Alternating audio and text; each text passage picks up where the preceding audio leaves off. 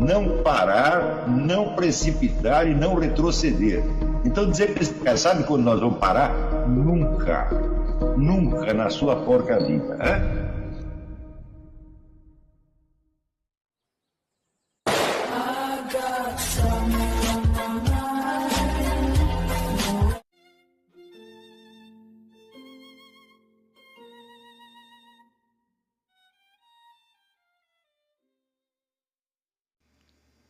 E aí pessoal, tranquilo? Então vem aqui antes do vídeo começar, pedir para vocês se inscreverem, quem não for inscrito, compartilhar, curtir, comentar. Quem puder seja membro do canal, que isso ajuda bastante. Tem também o link do Apoia-se. Quem puder ajudar nosso canal e apoiar financeiramente vai ser muito bem-vindo. Mas o mais importante é transmitir o conteúdo e os conhecimentos do professor Olavo de Carvalho para mais e mais brasileiros. Então compartilhe e ajude aí nossa causa. Muito obrigado a todos os membros, apoiadores do canal. Fico muito feliz. Tenho certeza que a gente está no caminho certo. Então fiquem com o vídeo e até mais. Valeu! Eu gostaria que vocês dessem uma olhada nessas duas fotografias. Você que está desse lado, você podia aproximar, porque eu não estou vendo o que aparece na tela aí. Mostre de maneira que apareça.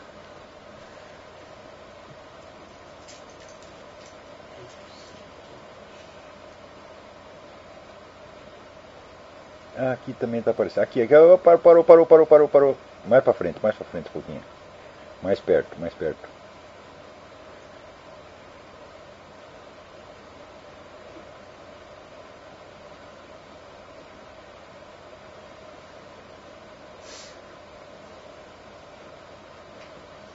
Muito bem.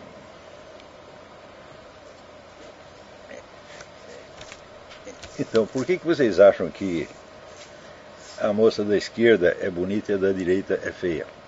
Eu escolhi propositadamente duas pessoas do mesmo origem racial, as duas são chinesas, e que têm, vamos dizer, estruturalmente pelo esqueleto, mais ou menos a mesma configuração tipológica, mas há alguma diferença entre elas.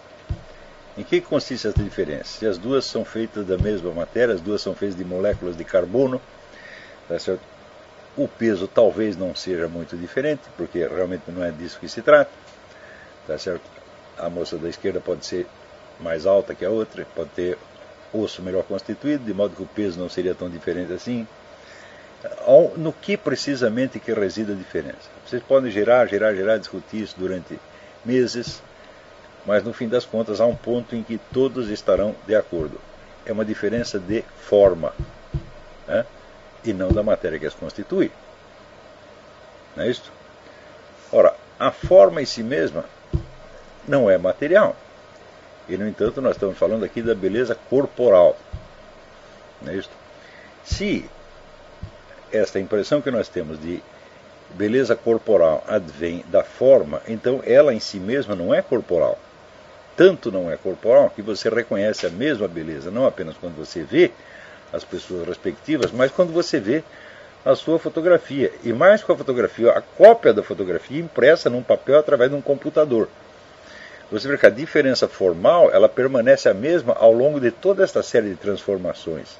Aqui não se trata de corpos humanos, é apenas um papel. Não é isso? E a mesma diferença de beleza e feiura que você observaria perante as pessoas de carne e osso, você continua observando depois que aquilo virou uma fotografia, que a fotografia virou, tá certo, um aglomerado de pixels numa tela de computador, e os pixels, por sua vez, viraram uma informação passada a uma impressora, e a impressora passa essa informação a um papel que não tem nada a ver com a história, a milhares de léguas de distância do lugar onde essas pessoas foram fotografadas. Se fosse preciso algo mais para demonstrar que o elemento estético está na pura forma, tá certo? E não, vamos dizer, no substrato material que a carrega, já está aí mais do que demonstrado. Porém, sempre se pode dizer que os julgamentos estéticos estão, por assim dizer, na cabeça do observador, na mente do observador, e que haverá então, vamos dizer, pode haver alguma diferença de julgamento, tá certo? Se bem que no caso presente eu acho, sinceramente, eu acho muito difícil haver qualquer dúvida, né? no julgamento estético dessas duas simpáticas senhoritas, né? Mas há casos em que não se trata de uma percepção estética, mas de percepção pura e simples.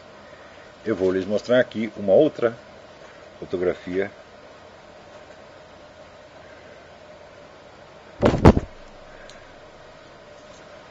Mais perto, eu acho. Mais perto. Isto.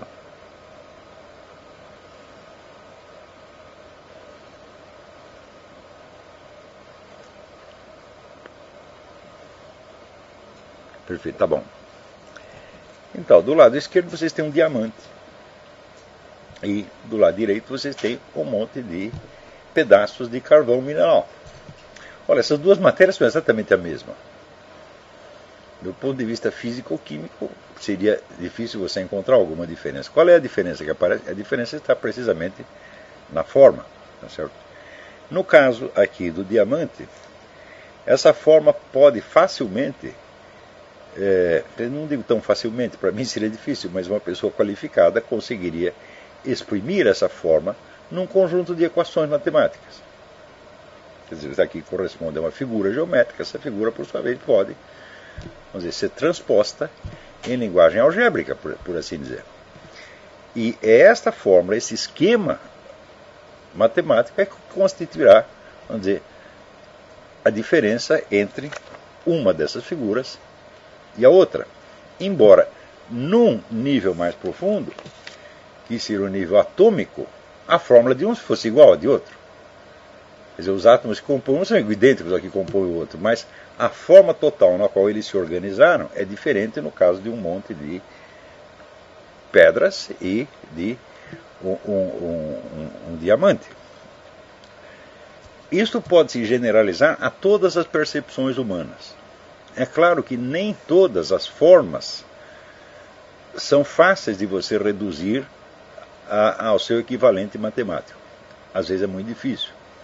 Hoje em dia, vamos dizer, depois dos anos 40, se desenvolveu muito com o setor da matemática chamada topologia, que é, vamos dizer, a expressão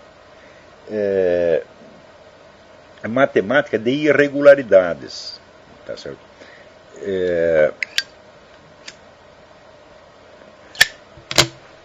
Então, vamos dizer, praticamente não existem formas que, em princípio, não sejam matematicamente expressáveis. Mas isso não quer dizer, eu disse em princípio, não quer dizer na prática. Na prática a coisa pode ser enormemente difícil, tá certo? Mas o número de casos em que isto pode ser feito é tão grande, que nós não estaríamos muito longe da realidade se nós generalizássemos isso para todas as formas existentes. Quer dizer, todas as diferenças formais que nós observamos no universo e, portanto, todas as caracterizações das formas individuais dos entes são, em última análise, redutíveis a fórmulas matemáticas. E note bem que, além da sua matematicidade, não há nenhuma outra substância por trás dela, porque a substância material, o substrato material, nós já vimos que não é o que conta na diferença entre uma forma e outra. O que conta é realmente a própria forma. Ou seja, é aquilo que o Mário Ferreira dos Santos chamaria a lei de proporcionalidade intrínseca de cada objeto. Essa lei pode ser mais simples num caso, mais simples nos outros, mas todo e qualquer ente do mundo material, ele tem uma forma, e essa forma se expressa, vamos dizer, na sua proporcionalidade intrínseca, ou seja, no equacionamento matemático entre os diversos elementos que o compõem, as diversas posições que eles ocupam, as diversas relações recíprocas, a hierarquia da sua distribuição interna, enfim, o que o Mário chamaria a sua lei, a sua fórmula de proporcionalidade intrínseca. Ora, se nós estamos dizendo isso com relação à forma, o que nós poderíamos, por outro lado, dizer do substrato material?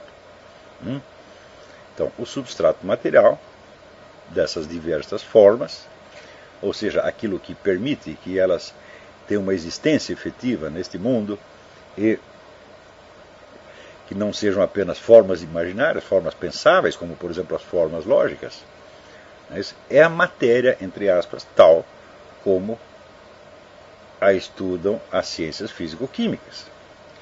Mas quando as ciências físico-químicas avançam, vamos dizer, até o máximo detalhamento possível na investigação da sua composição interna, o que se descobre?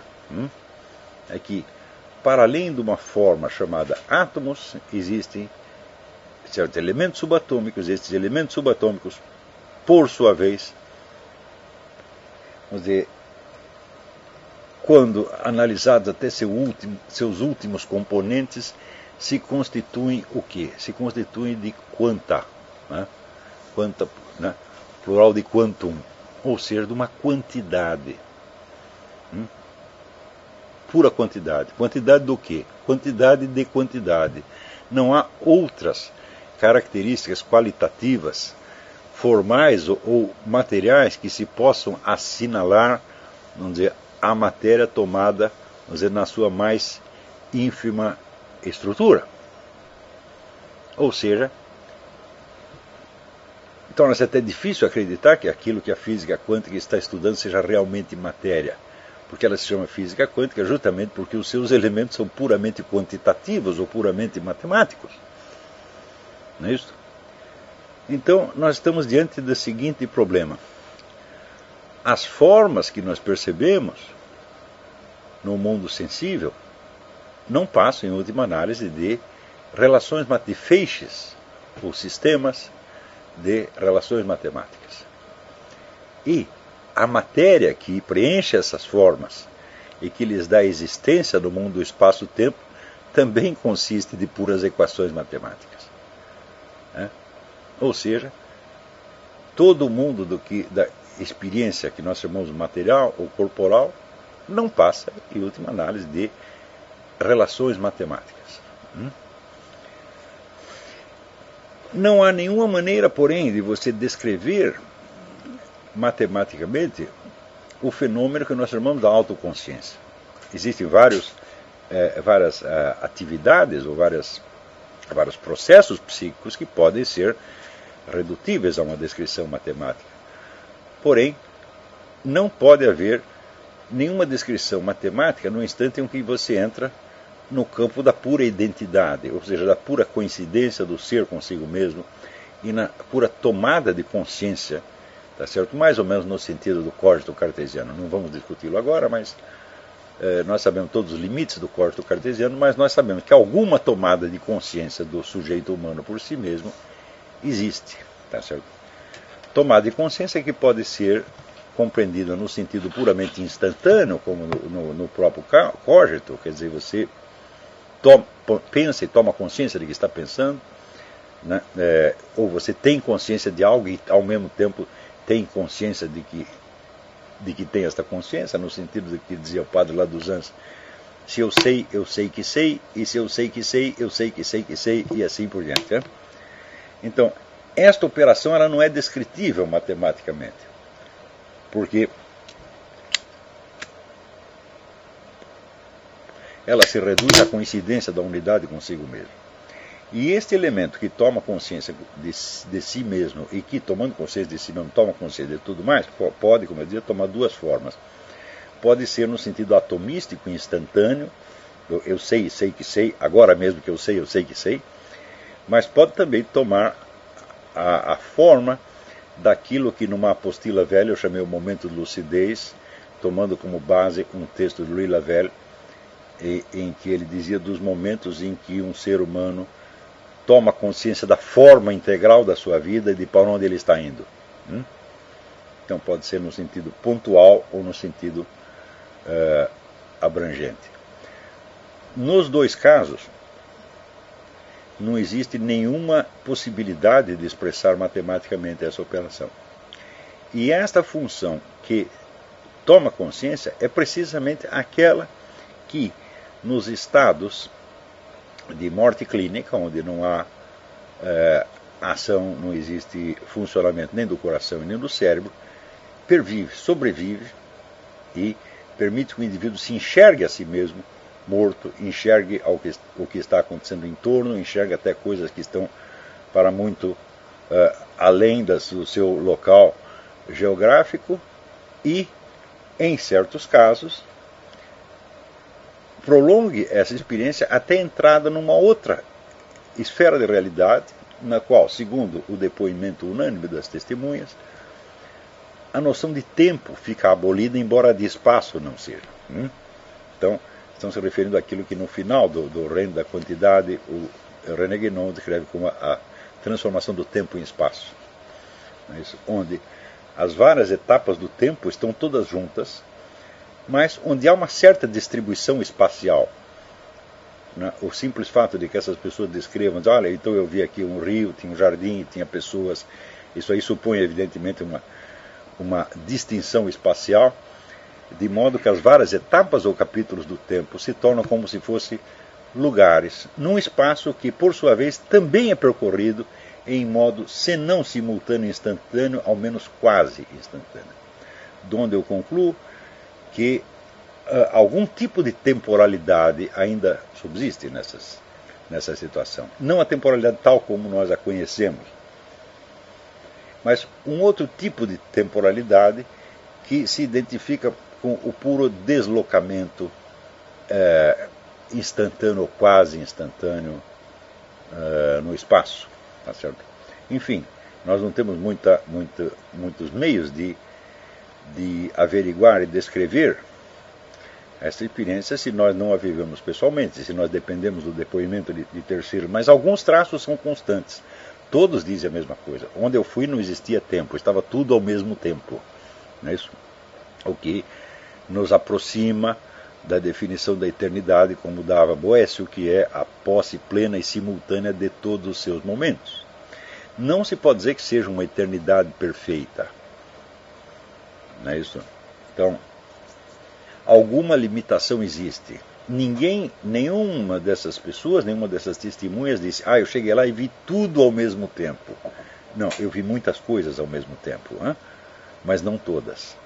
Quer dizer, todas seria a eternidade perfeita, que coincidiria com a infinitude perfeita e com a absolutidade perfeita, e portanto com o próprio Deus. Então, evidentemente, não é disso que se trata. Mas esta função, então, que se destaca da corporalidade é o único elemento não quantitativo ou não matemático deste conjunto. Ora, então, voltando um pouco atrás, nós vemos que todos os atos de percepção são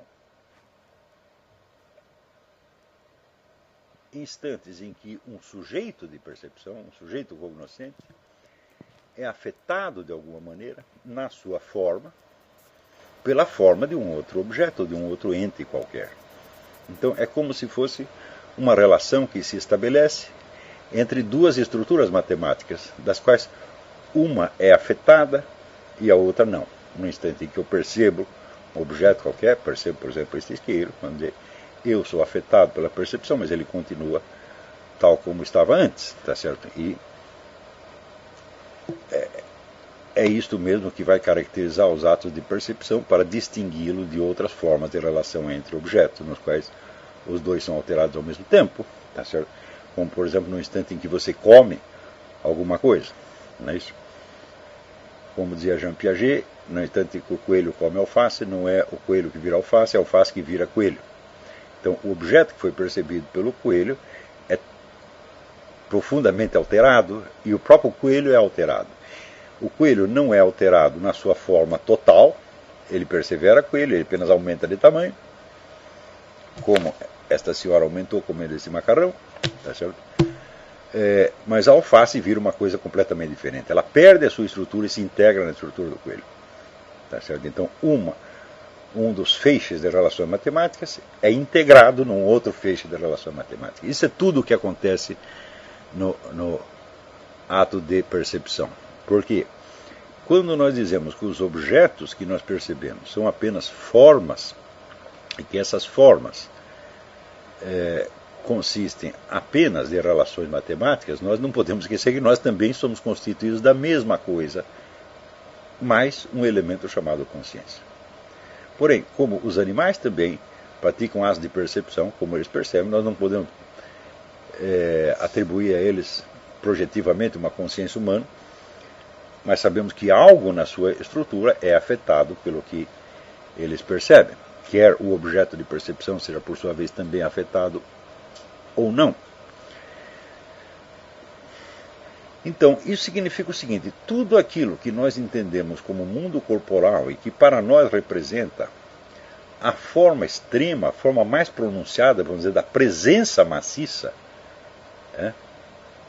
na verdade não se constitui senão de fórmulas matemáticas que se comunicam umas com as outras. E no fundo, não tem substancialidade alguma, porque não há uma só dessas formas que com o tempo não se desfaça e não se integre em alguma outra forma. Quando acontece, por exemplo, como acontece no instante em que você morre, os vermes comem o seu cadáver e você se integra de alguma maneira em outros organismos ou na terra circundante. Então, aquela sua forma matemática, ela desapareceu completamente. Os seus elementos foram desmembrados e ela se integrou em outras formas. Então, é o mesmo que dizer que em todo este mundo aqui, nada tem uma substancialidade permanente. Então é tudo evanescente. Do mesmo modo que todas as nossas percepções, conforme eu enfatizei no curso sobre a consciência de imortalidade, todas elas são momentâneas e evanescentes. Nós não temos nenhuma sensação durável. Quando nós falamos de uma sensação durável, quer dizer que nós temos a mesma sensação, uma sensação idêntica, várias vezes repetida, e conservamos na memória algo da sensação anterior. Mesmo quando temos uma dor, não é isso? A dor não é permanente, ela é intermitente.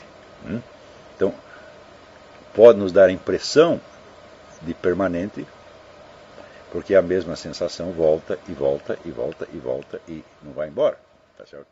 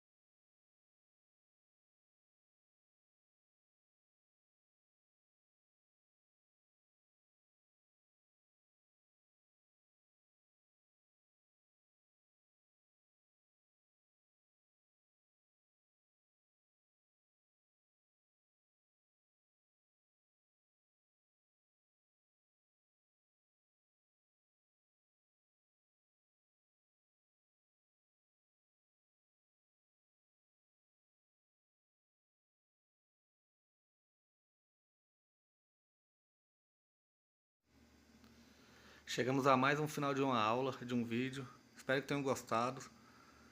Quem não se inscreveu ainda, se inscreva, compartilhe, comente. Ajude nosso canal, apoie, seja membro. E ajude o nosso canal a chegar a cada dia a mais brasileiros que precisam muito do conhecimento do professor Olavo de Carvalho. Então é isso aí, fique com Deus, até o próximo. Valeu! Então é isso aí, pessoal. Que é o nosso canal. Que são alguns livros que eu já li. A maioria foi doação, mas alguns eu adquiri, professor Olavo de Carvalho. Alguns livros se perderam aí que eu emprestei. Professor Alexandre Costa. A Bíblia Sagrada. 10 lições sobre Karl Marx. Indico a não ler esse livro, que é muito ruim mesmo. Alguns pensadores aqui que realmente, como o professor Olavo de Carvalho disse, não são pensadores. Valeu, tamo junto aí. Apoie nosso canal, seja membro.